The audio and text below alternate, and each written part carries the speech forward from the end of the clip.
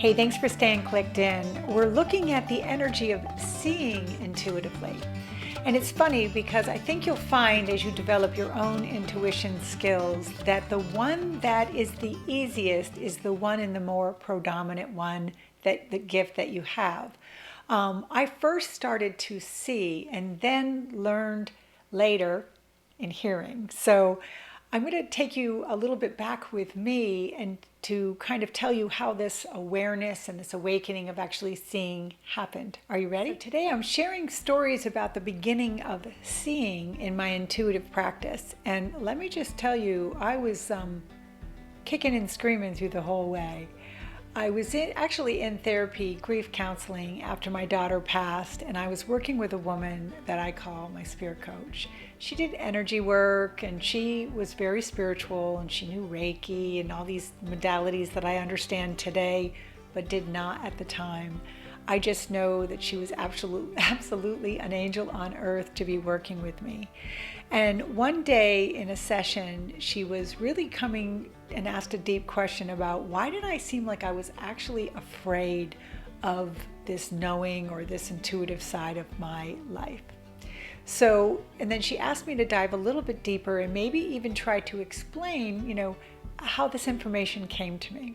I went into great detail about how there was always a little movie playing off to the side of my head, or every time I was talking to somebody, there was like this little movie seemed to play like in slow motion, and that in that little movie I could see pictures and images and sometimes full-blown stories from my own childhood or experiences of same-like energy that allowed me to work and tell people things that I thought they needed to hear.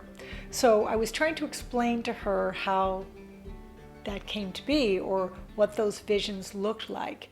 And it was her looking back at me and saying, geez, Jean, are you even aware that what that really is seeing?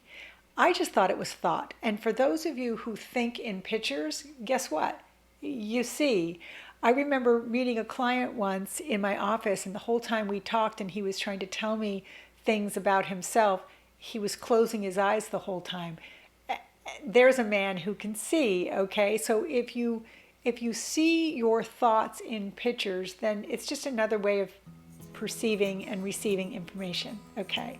So today I thought I'd play a little game with you and talk about this beautiful tip for seeing, since I want to teach you how to be intuitive.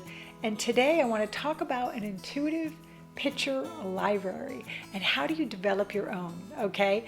I'm going to give an example. I'm going to show you some slides, and I'm going to ask you just to get quiet and tell me what comes to mind when you see the following images. Are you ready? Let's play. What do you think the message is when you see an entire pool of shiny pennies in water, glistening? Give that some thought, even if you have to write it down. What do you think you see, or what message do you think is revealed when you see the game, the mousetrap game? Write that down. What comes to mind when you look up into the sky and you see these beautiful rays of light shining down through the heavens? What does that mean to you when you see that image? And then the last one, this is all just playing in the game of seeing intuitively. What do you think it means when you see some scales? What does it mean to you when you see scales? And especially if the scales are heavily weighted down on one side. Okay, so come back to me now. So those are just some images that I see in my beautiful mind's eye when I'm working with people. And my experience today with you is that I can absolutely promise you that what you saw when you saw those is completely different than what I'm seeing. So are you right or am I right? And the answer is yes. But what I'm trying to teach you is that you have to start developing your own beautiful intuition library. So let me just take you through what those 4 things that I showed you mean to me when I'm working with people. The shiny pennies are a metaphor for me that someone is looking too close at a situation and needs to step away from it. When I see the mousetrap game, I see someone who thinks as an engineer, someone who needs things to be processed a certain way, a great thinker, somebody who can get in their head and can't get out of their head because they have to solve the problem. So that's the way I see that energy in my intuitive practice. When I see the sun shining down from the clouds, I know it's the metaphor for me, for that person to receive the message of support all efforts to grow. So that's a message of expansion for me, that someone needs to know that the place that they're in right now is temporary and it's going to take them to a broader place, a bigger place, that they're in transition. And then lastly, the scales. The scales on one side, heavily weighted down on one, is always when I'm working with somebody who is not in a position to receive, somebody who's completely out of balance. So those are just examples of I have thousands of pictures that I could go through today in my mind's eye but they mean something to me and only me.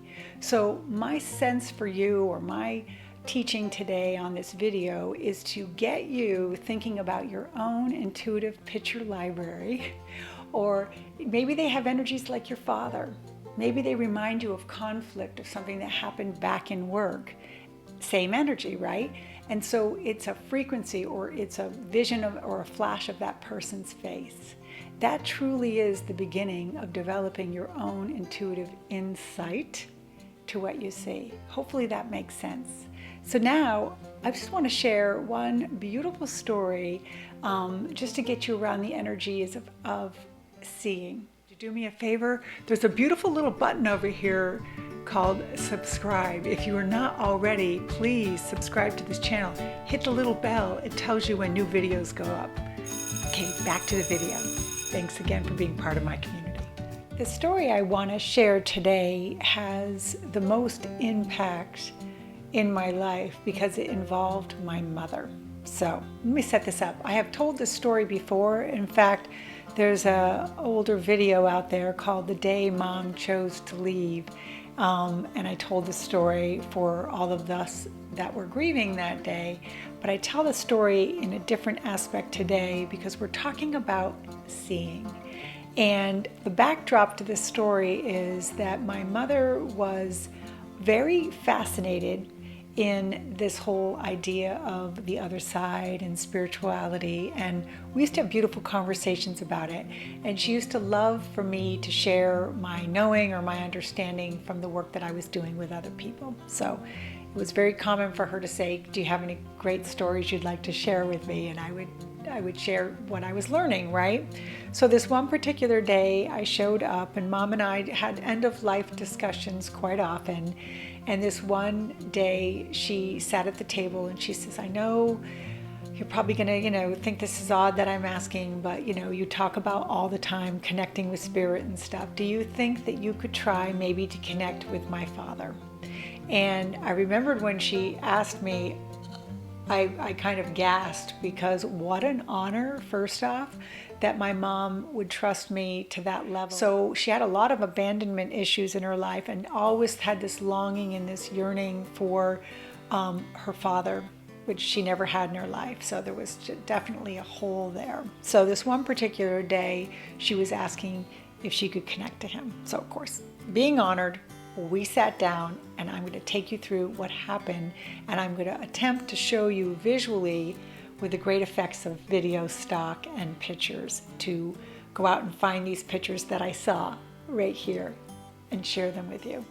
Are you ready? Let's do this. So my mom and I were sitting at the table, and I asked her to pull up the love that she had for her father. and the energy around that feeling and that hope of connection. So that's what she did, and I got quiet and we both closed our eyes. As I was sitting there with my mom, the first thing that came to full view was I was looking at and standing in a forest. Almost like the rainforest. It had, wet, dark, beautiful, lush green forest. And in this forest appeared this man, and the closest I can give you to a description is those men that are in the fair on those stilts, the really like the red, white, and blue with the hat. I saw this man who appeared to have these incredibly long legs, and he was holding what looked to be a cane in his right hand, but yet the cane, I was corrected, I saw the arm go up, and it was like the cane was really tall. So that's exactly what I saw. So on top of that, I saw this beacon of light right around this very tall life. So as I'm standing in front of this man in the woods with a cane, this tall man, I'm looking up at him. I remembered thinking and looking at him without any words, but saying, you better make it good. And so I asked him that question that my mother was asking. How have you been there for my mother? Please tell me something that she will know for a fact that I have you, and that this is a connection and stories that I can relate to her, that she will know beyond a doubt that that was you. And he started to laugh in a way, or it was very comical for him because of the connection that him and I had through money. And so he communicated to me without words. I know that sounds a little out there, but it is true. It's like a download. He communicated to me that the way in which he was there for my mom, he went on to tell her I was the one stuffing the mailbox. I was the one creating the promotion. I was the one clearing the path. Coupons would show up, and he said she will know it is me because there are times in her life where she felt hopeless, and she resorted to prayer. And as she would pray, he said she will remember those moments and thinking my prayers have been answered, because a $1.20 check would come in the mail and she had 30 cents at home and the gallon of milk was $1.50. It's those moments. And he said, if you tell her that way, she will know. So out I came, gave my mom all the information that I just gave you, opened my eyes, and I looked to this beautiful woman who has just tears streaming down her face. What I didn't know, never knew about my grandfather is that he actually worked in logging, and that the cane that he had was a cane that my mom had remembered, that my grandmother had talked about it, and it was very tall. It wasn't a cane, it was a stick, and it was used to measure trees, and that's how he would determine whether the tree should be cut down, based on this measuring stick. I might have to look it up in the dictionary when I put up this video, what it's called. There's a name for it, didn't know that. And I went on to tell her about the money, and the other aspect of that message was that she will never have to worry about money. She never has and never will, and that he will continue to be there to love and support her in that way. My mom and I shared a half an hour to 45 minutes of beautiful stories about how she remembers those times when, and yet, prayers were answered, right? It wasn't like it didn't come from the higher source of God. It came through spirit, which is, again, back connected to God. So you know what I mean by that. We're all one.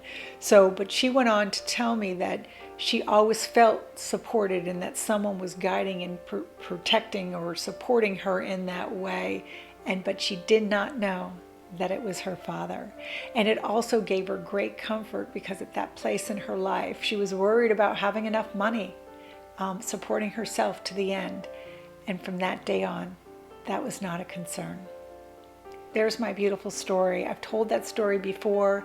I wanted to put some visualization to it. I wanted to share it again in this series of seeing. This is Jeannie.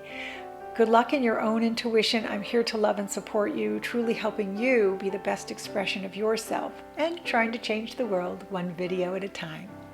Have a fabulous day. Namaste.